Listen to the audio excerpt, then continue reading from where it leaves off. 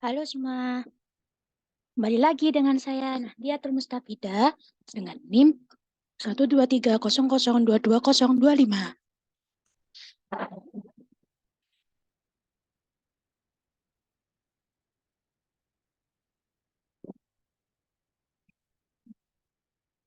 Nah, di sini saya akan menjelaskan tentang biolistrik.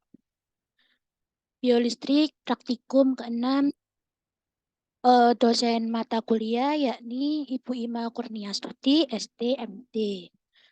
Dengan saya sendiri yakni Nadia Termustafida dengan NIM 12300222025.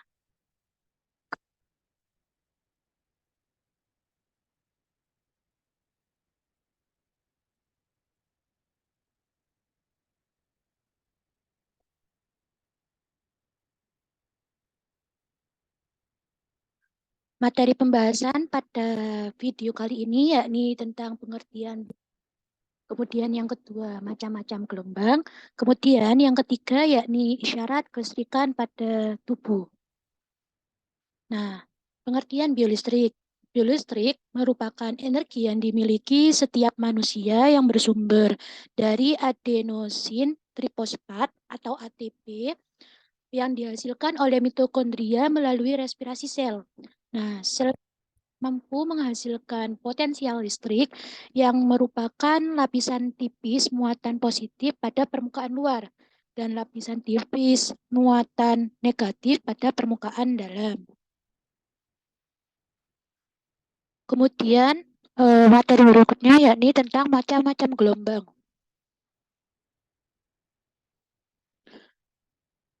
Macam-macam gelombang. Yang pertama yakni ada satu arus bolak-balik atau sinusoidal. Nah, arus bolak-balik atau sinusoidal ini bentuknya seperti ini, yang hampir sama seperti gelombang transversal yang memiliki satu bukit dan satu lembat. Begitu seterusnya. Kemudian yang kedua yakni ada arus tengah gelombang. Nah, arus tengah gelombang itu dia itu persis seperti gelombang transversal, hanya saja dia tidak memiliki bagian lembahnya, hanya memiliki bagian bukit gitu. Jadi dia hanya setengah gelombangnya saja. Kemudian yang ketiga yaitu ada arus tengah penuh. Nah, arus tengah penuh itu bisa dilihat seperti yang ada di gambar ini. Ya, hampir penuh gitu. Kemudian yang keempat yaitu arus searah murni. Nah, arus searah murni ini dia itu lurus, naik, kemudian lurus seperti gambar ini. Kemudian yang kelima ada faradik.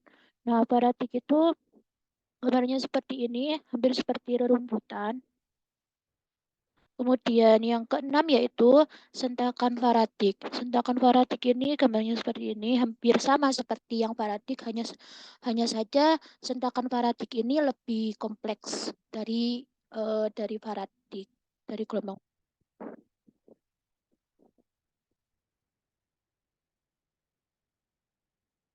Kemudian gelombang yang ketujuh yaitu sentakan sinusoidal. Sentakan sinusoidal yakni seperti gambar di samping. Nah, seperti ini. Kemudian yang kedelapan yaitu ada galvanik yang interruptus. Nah, galvanik interruptus itu seperti gambar di samping. Nah, ini seperti ini. Kemudian yang kesembilan yaitu arus gigi gergaji. Nah, di samping yang hampir sama seperti gigi. Ya, gitu. Kemudian untuk materi selanjutnya yaitu ada isyarat kelistrikan dalam tubuh. Nah, isyarat kelistrikan tubuh yakni ada beberapa macam. Ada EMG atau elektromiogram, kemudian ada EKG atau elektrokardiogram, kemudian ada EGG atau elektrogastrogram, kemudian ada ENG atau elektroneurogram. Apa Pak? Yes. Kemudian ENG atau elektroencephalogram neurogram, kemudian ada ERG atau elektroretinogram, kemudian ada EOG atau elektrookulogram, kemudian yang terakhir ada EEG atau elektroensofalogram. Nah, setelah ini mari kita bahas tentang macam-macam isyarat kelistrikan tubuh ini ya. Mulai dari pengertian, kepanjangan, alatnya, kemudian ada cara fungsinya, kemudian ada cara penggunaannya. Nah, untuk yang pertama yaitu ada EMG atau elektro. Nah, EMG ini merupakan sebuah tes yang mengukur aktivitas listrik dari otot atau sekelompok otot. Sebuah EMG ini dapat mendeteksi aktivitas otot abnormal listrik karena penyakit dan kondisi neuromuskular. Untuk fungsi dari EMG ini, yakni berfungsi sebagai pencatat potensial listrik, sebagai pencatat potensial otot biolistrik selama pergerakan otot dan juga berfungsi untuk memperoleh informasi tentang kelistrikan otot. Nah, cara penggunaan EMG yakni otot ini diladeni banyak unit motor, suatu unit terdiri dari cabang tunggal neutron atau saraf dari otak atau medula spinalis. Ada 25 sampai 2000 serat otot yang dihubungkan dengan syaraf, motor, dan plate sehingga potensial istirahat yang melewati serat otot serupa dengan potensial istirahat yang melewati serat saraf oleh gerakan otot itu berkaitan dengan satu potensial aksi yang merambat sepanjang akson dan diteruskan ke arah otot melalui motor inflate. Sistem kerja EMG pada beberapa serat otot yaitu elektroda permukaan diletakkan pada permukaan kulit dengan tujuan mengubah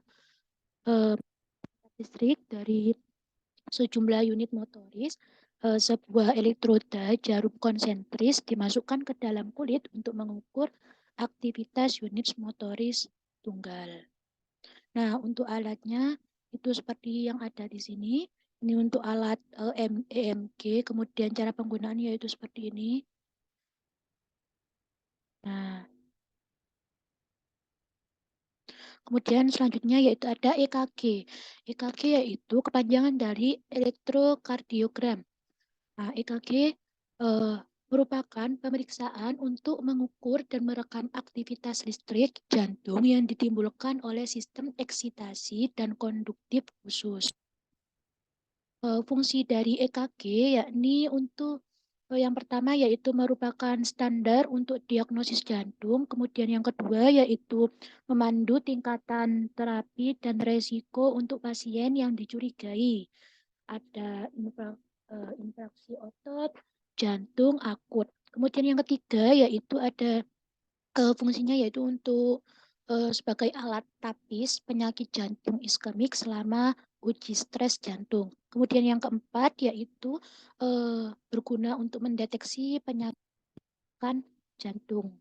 Gitu. Dia bisa digunakan untuk mendeteksi penyakit yang bukan jantung.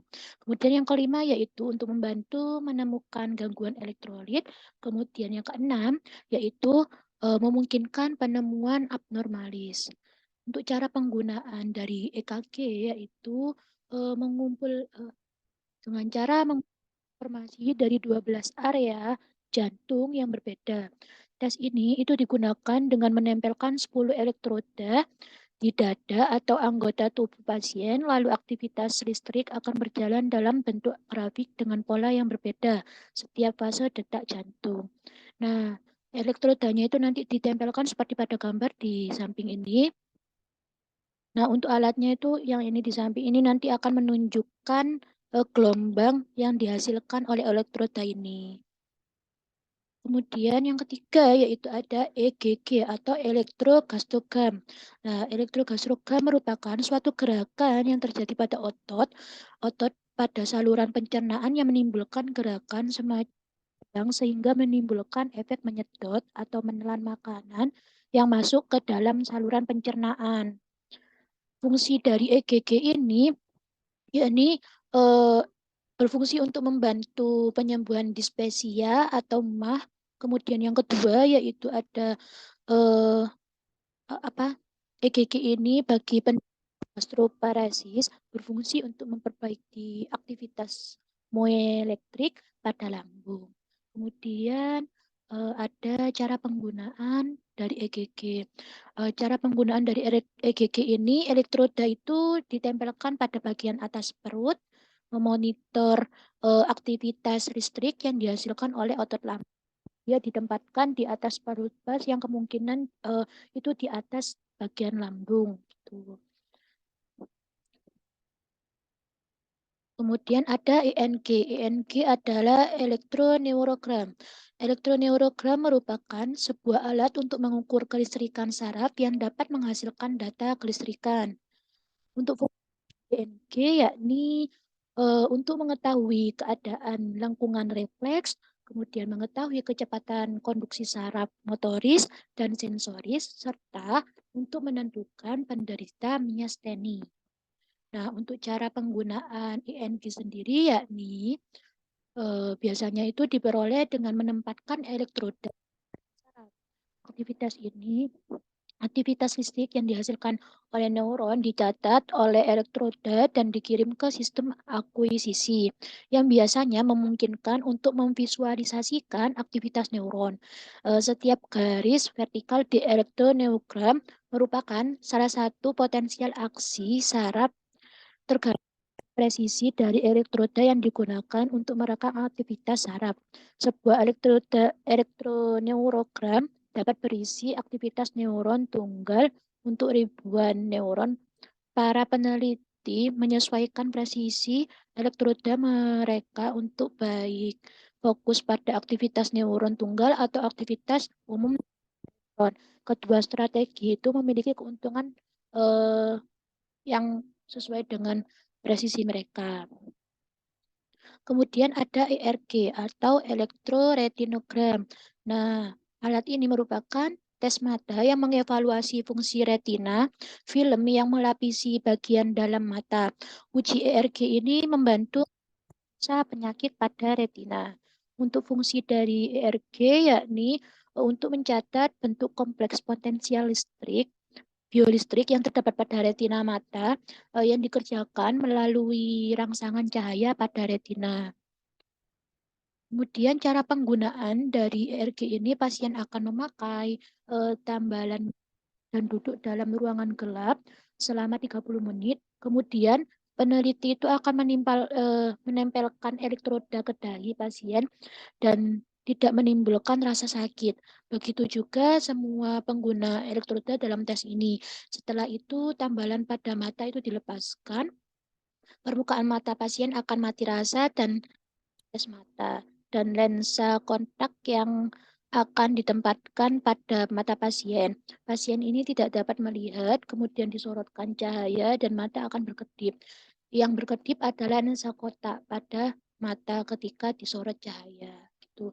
Nah, ini cara penggunaan ERG seperti ini, seperti gambar di samping ini. Kemudian ada EOG.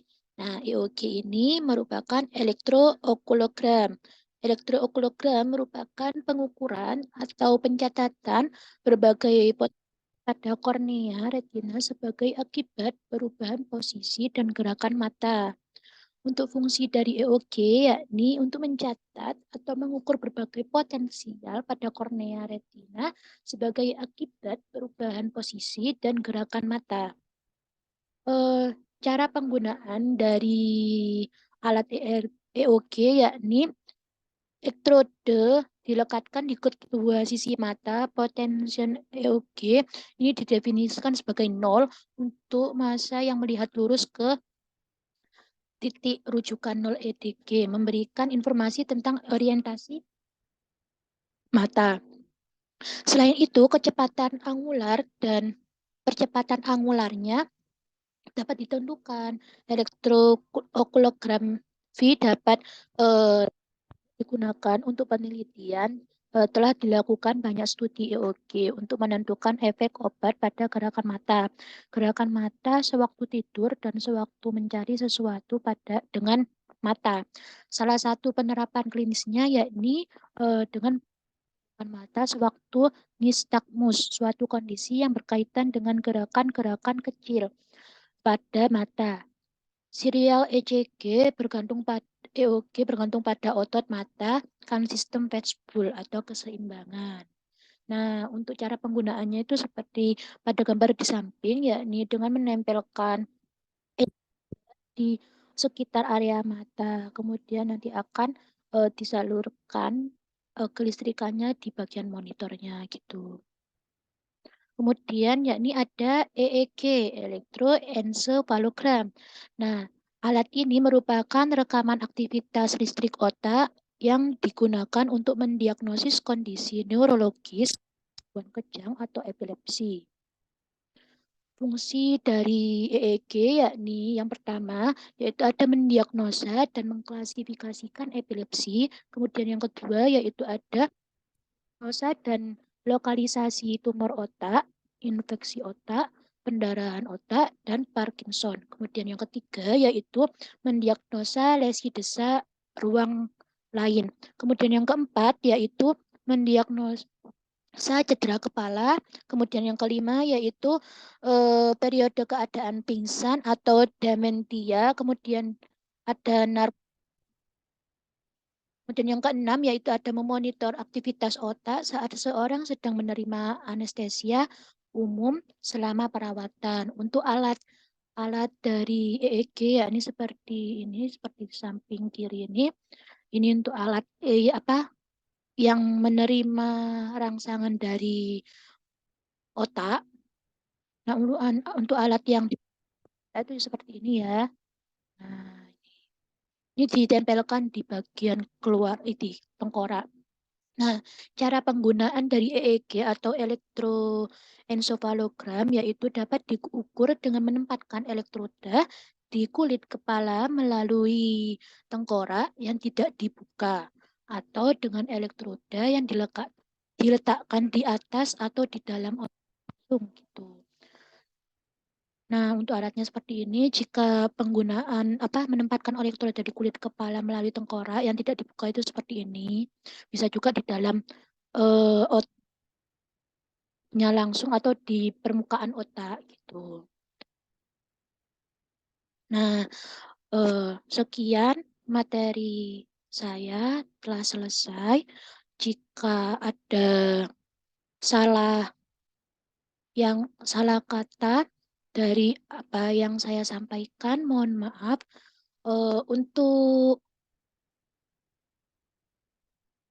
Untuk info tentang cara penggunaan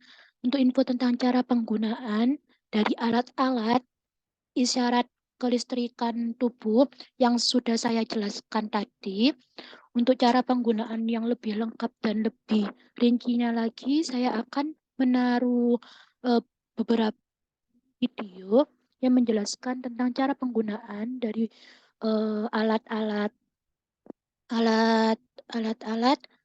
isyarat kelistrikan tersebut di deskripsi video ini ya. Bisa kalian lihat dengan seksama dan bisa kalian mengerti karena itu sudah sangat rinci. Sekian dari saya. Terima kasih atas perhatiannya. Wassalamualaikum warahmatullahi wabarakatuh. Dah.